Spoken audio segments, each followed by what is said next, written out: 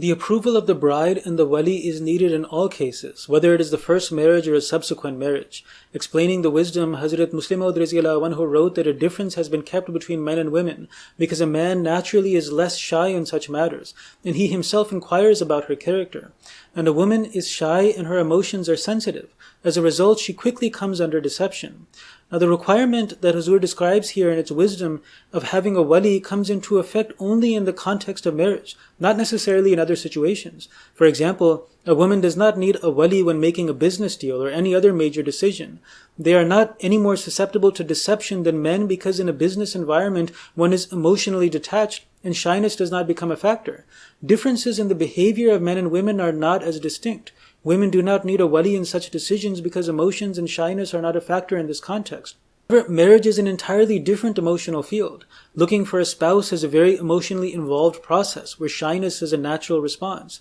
In these overwhelming feelings of shyness, girls are less likely to ask important and direct questions about the suitor that they need to know. Also, in this context of intensified emotions, deceptive men are more likely to take advantage of good-natured women. These differences are practical realities that make a significant difference in the context of searching for a spouse. Hazrat Muslim Maud anhu said that if this commandment of a wali is implemented, then many of the deceptions and frauds that are committed against good-natured and trusting women would immediately be removed.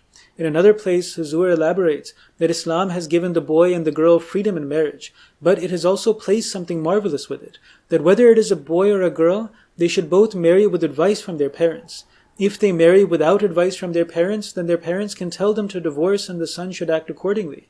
Thus, boys have been required to seek advice. However, if the parents are insistent and emphatically stop him without providing any fault or apprehension, then the boy can marry. He is commanded that he should fulfill the desire of his parents as far as possible. But when he thinks that doing so is harmful to him, he is given permission to marry. If a boy marries without seeking advice from his parents, then they can tell him to divorce. The wisdom in this, Huzur explains, is that parents look at this relationship from one perspective, and the boy looks at it from another perspective. Beauty, emotions, sexuality, and other matters are in front of the boy, but parents consider the peace and benefit of their son. For this reason, the Sharia has ordained that the advice of parents should be sought in this matter so that beneficial matters come before the boy, which he may not have been aware of because of his emotions.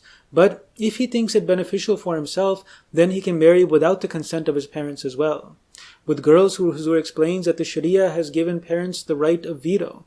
If the girl says that she wishes to marry someone and the parents do not consider it appropriate, then they can deny permission. However, this is a limited right, meaning it can be used twice. If they also deny the third option, then the girl has the right to appeal to qaza and claim that her parents are becoming an obstacle in her marriage for their own benefit and purposes. If the judge concurs, then he can give the girl the authority to marry. Then if she wishes, she can marry the person whom her parents had initially stopped her from marrying. In another sermon, Hazrat Muslim Maud anhu explains that the boy must seek the advice of his parents and take it into serious consideration. If he does not seek advice from them at all, then he is at fault. Obviously, his parents cannot force him to divorce, but in this case, they have the right to tell him to do so, and he should obey them. However, after he has sought their advice, he is free to make his choice as he sees best, and no one has a right to compel him. Huzur said that according to me, such people are ignorant who try to compel someone to marry a certain woman, when the Sharia has explained that marry women of your choice. The Holy Quran says this in chapter 4, verse 4. Then in every case, the choice of the person getting married will be given precedence. It is said that just as men have freedom to marry whoever they wish, so the Holy Quran clearly says that women also have rights in the same way that men have been given rights. Thus, the command of your choice, of marrying of your choice, is for the man and it is for the woman. The Holy Prophet ﷺ advised women that there is no marriage without the permission of a guardian. Similarly, men are taught that they must consult their parents, but after consulting, they are not required to have the consent of their father. The wisdom in these teachings is that marriage is greater than the couple itself. A bad decision affects the entire family, future generations, and society at large. Although the person getting married has the final say, the parents are given the right of 3 vetoes for their daughter and the right to be part of the decision-making process for their son to make sure that the best possible decision is made.